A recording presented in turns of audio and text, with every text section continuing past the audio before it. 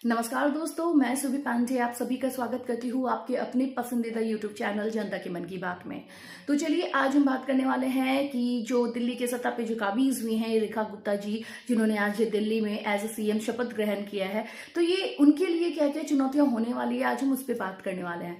तो चलिए सबसे पहले हम ये जान लेते हैं कि रेखा गुप्ता जी, आप लोगों को पता ही है कि आज उनको दिल्ली के मुख्यमंत्री का जो है वो पद मिला है, वो दायित्व दिया गया है उनको। आज उनका शपथ ग्रहण का उन्होंने शपथ लिया है एज सीएम ऑफ दिल्ली, यानी कि भारत के राजधानी दिल्ली में बतौर चीफ मिनिस्टर उनको मनोनीत किया गया है। और ये भाजपा सरकार की, बीजेपी सरकार की एक बहुत ही कह सकते हैं कि बहुत ही अलग रणनीति थी और अलग ही डिसीजन था। सब लोग सोच ही रहे थे, काफी सस्पेंस बना हुआ था। और जो कल जाके खत्म हो गया, 19 तारीख को बैठक हुई, विधायक दल की बैठक हुई, उसमें उनको विधायक दल का जो है सदस्य बनाया गया, उसके बाद मनोनीत किया गया। उसके बाद फिर 20 तारीख को आज रामलीला मैदान में रेखा गुप्ता जी ने शपथ ग्रहण कर लिया। तो आज से वो अब जो है भारत की राजधानी दिल्ली में बतौर चीफ मिनिस्टर वहां पे मनोनीत रहेंगी और वो उस पद को संभालने जा रही हैं। दिल्ली की सत्ता पे जो है वो कदम रखने जा रही हैं। और इतना आसान नहीं होगा दिल्ली को संभाल पाना, क्योंकि भारत की राजधानी दिल्ली है, इस वजह से सबकी नजर दिल्ली पे ही रहती है।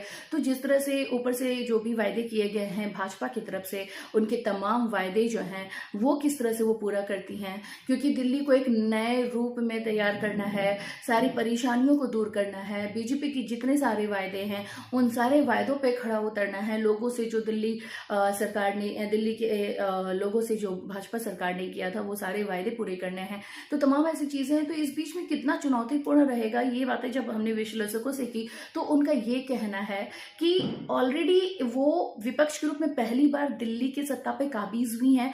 वो आम आदमी पार्टी, मतलब उनके विपक्ष के रूप में वो खड़ी हुई हैं। आम आदमी पार्टी का जो शुरुआत है, वो शुरुआत ही जो है वो दिल्ली से हुआ था। हम आप कह सकते हैं कि दिल्ली से ही जो है आम आदमी पार्टी जो है वो पनपा था, फला था, फूला था। तो जब ऐसे में आम आदमी पार्टी को करारी हार मिली है, तो ऐसे में वो विपक्ष के तौर पे जिस तरह से रेखा जी सामने आई है, बतौर सीएम का पद उन्होंने संभाला है, बहुत बड़ी दायित्व है, बहुत बड़ी जिम्मेदारी है और दिल्ली को संभालना इतना आसान बात नहीं है। तो ऐसे में पार्टी के अंदर भी बहुत सारी बातें हो सकती है, बहुत सारी चुनौतियां हो सकती है, पार्टी के बाहर भी बहुत सारी चुनौतियां हो सकती है। साथ में बीजेपी के सारे वायदों पे भी उनको खड़ा उतरना है। और चूंकि ये भारत की राजधानी दिल्ली है, तो सबकी नजर जो है वो दिल्ली पे ही होती है। तो देखने वाले आने वाले टाइम में ये देखना काफी दिलचस्प होगा कि किस तरह से रेखा जी जो है बतौर सीएम अपने पदभार को संभालती हैं और किस तरह से एक नई दिल्ली का निर्माण करती हैं।